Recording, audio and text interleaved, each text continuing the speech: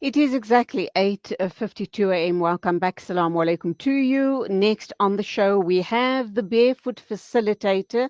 That, of course, is Rehana Moosajee. She's going to talk to us about something called Urban95 Academy. She is a participant. It sounds very, very exciting. As a matter of fact, I'm thinking perhaps I should ask her the question, do I qualify to apply? Assalamu alaikum. Welcome to the program, Rehana. Walaikum salam, Julie. I'm sure anyone who has an interest in children and cities and space. I think the Urban 95 is run by the Bernard van Leer Foundation, which is a Dutch foundation, which for I think almost 50 to 60 years has been focusing on children, um, caregivers of children, toddlers and babies, and how to make cities accessible for those categories of people. But more recently, they have teamed up with the London School of Economics, and their programs are predominantly aimed at city governance structures, so getting mayors and senior managers in municipalities beginning to think about this part of a constituency that has no voice, that doesn't vote, but investment in toddlers, in babies, in caregivers has multiplier effects for society, Julie. And we've only just kicked off this cohort of the program. It is international and very, very exciting to learn from and share with other participants on the Urban 95 Academy. So, Rihanna, what are the benefits of joining this Urban 95 Academy? You've you've kind of indicated that this is representing the little darlings in our lives that don't have a voice. And it's about making, possibly the way I'm reading it, is making cities friendlier for the little people in our lives, or the little people in our community. How's this all going to, what are the benefits?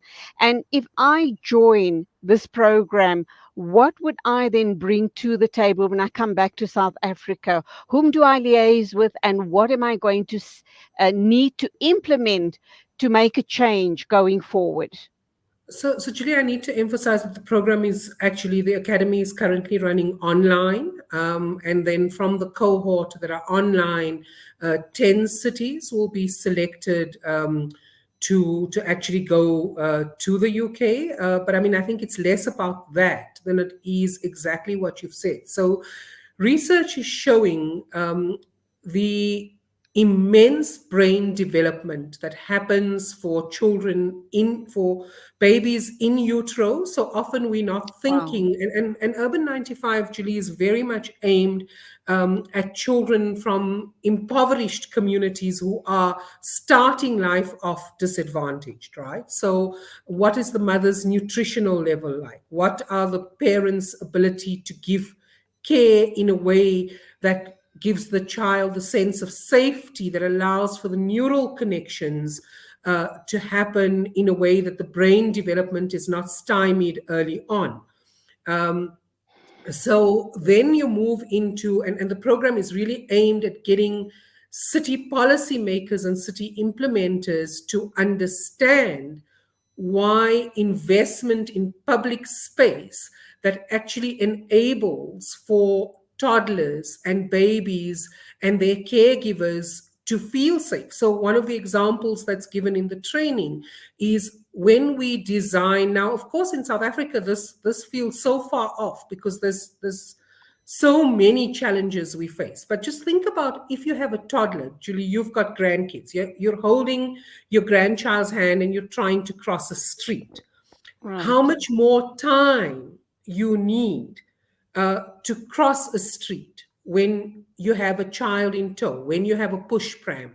A lot of our cities are designed as if everybody's 30 and athletic and able to move easily. So it's about beginning to see your city. It's called Urban 95. And what the 95 is, Julie, is that the height of an average 3-year-old is 95 centimeters. When your Ah, 95 centimeter child steps out, a child you love steps out onto a sidewalk, if there is one where they live, how do they experience the world? What sights do they hear? What sounds? What is the level of air quality? Do they have access to green spaces? What is the quality of environment that this child is exposed to? And what is the long term trajectory? Julie, what fascinates me about a lot of the work I've been doing with organizations involved in early childhood development is that I think we're trying to treat a lot of the challenges in society without looking at the root causes. A lot of the root causes are actually in children's formative experiences. And if we intervened there, what are the long term multipliers for society overall? Wow. Obviously, if you start at that stage and age of their lives, the outcomes, given that the environment is conducive to their learning, the outcomes would be amazing, would it not? We wouldn't have a lost generation per se. Coming back to one of the things you said, when I started looking at this whole issue around Urban 95, my mind went immediately to green spaces. But it's not only about green spaces, is it? Very especially in Africa, I'm thinking, but in South Africa, we're still fortunate enough to have green spaces, but other countries, other areas of Africa are not that fortunate. Um, so we need to really be very, very creative. And then just going back to what you had outlined regarding trying to cross a street. It's not only for a 3-year-old or a toddler that they're going to be faced with those challenges. I'm thinking, as you were speaking, this is actually a dual issue here. What about our senior citizens? I mean, Absolutely. they come into play as well, don't they? Absolutely. So, Julie, I mean, there is another global organization that addresses absolutely that. It's called 8 to 80 Cities. It's run by Gil Peñalosa. He's based in Canada. And Gil is actually, if we design our cities around 8-year-olds and 80-year-olds, then our cities will work for everyone. And absolutely, I mean, take issues like investment in public transport.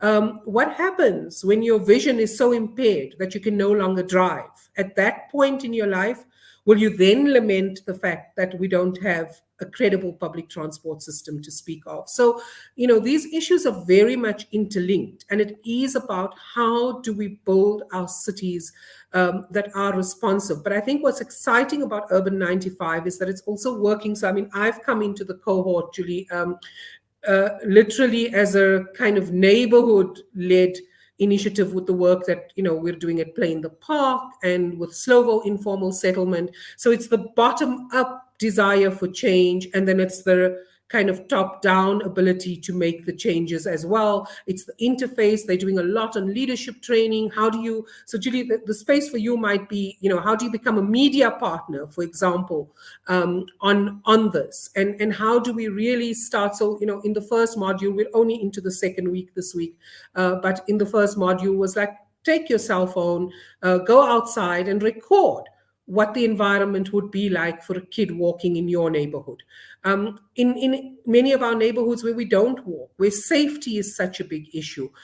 So, the broadening out of the concept of environment, but I think importantly, understanding that investment in maternal health, in babies and toddlers is an investment in society, and we need more people to speak up for those categories of people who can't speak up for themselves. Okay, Rehana, we are running out of time. Our news correspondent is standing by with the 9 o'clock news, but I need to ask you one or two very, very important questions. And that is, if I do decide to join up, how much time would I need to commit to the academy? What if I'm not a city official? Okay, you did indicate to me I would fill that space of being a media partner, which sounds wonderful. Who can apply, who should be applying, and is there a face-to-face component to the teaching? And I'm sorry, I'm throwing a whole host of questions at you, but we are running out of time. So Julie, I mean, as I said, you've got to apply via the Bernard Fannier Foundation. You can check out their website. check out Urban 95 Academy. So it's blended learning. So there are modules that you access online, and then there are weekly kind of gatherings of the lecturers from the London School of Economics together with city participants from across the globe. And the idea is you get out of it as much as you put in. So you would need Absolutely. at least, I think, an hour to an hour and a half a week to work through the materials, another hour per week if you could, to either catch up on the recording or join the live call. And then I think it's really about putting the learning into action, Julie. So like I said, I've only just started, and really keen to see how we create local conversations around Urban 95, around how we can shift our cities so that they are more responsive to the needs of children. Is there criteria for selection very quickly? I have no idea what the back end is, Julie. I had kind Okay. of literally sent an email and said I'm interested. Was quite surprised because, as far as I know, they take city cohorts. Was quite surprised when I was accepted into the program. But I also know that another colleague, also kind of from civil society, out in Brixton, has also been accepted, Anne Simmons, and they do amazing work with the Brixton community, the Brixton Lights Festival on on an annual basis. So I think it's really recognition of people who are already doing Ah, that kind of work. So yeah. Rehana, yeah, unfortunately, that's where we have to leave it. I do apologize. We have run out of time. Rehana Moosajee is talking about Urban 95 Academy. She is a participant, but she is also, more importantly, the founder of the Barefoot Facilitator. Nice talking with you. We will catch up sometime soon. Go well. Shukran. Salam. Walaikum salam. It is exactly 4 after 9. And of course, Ijad with standing by with the 9 o'clock news.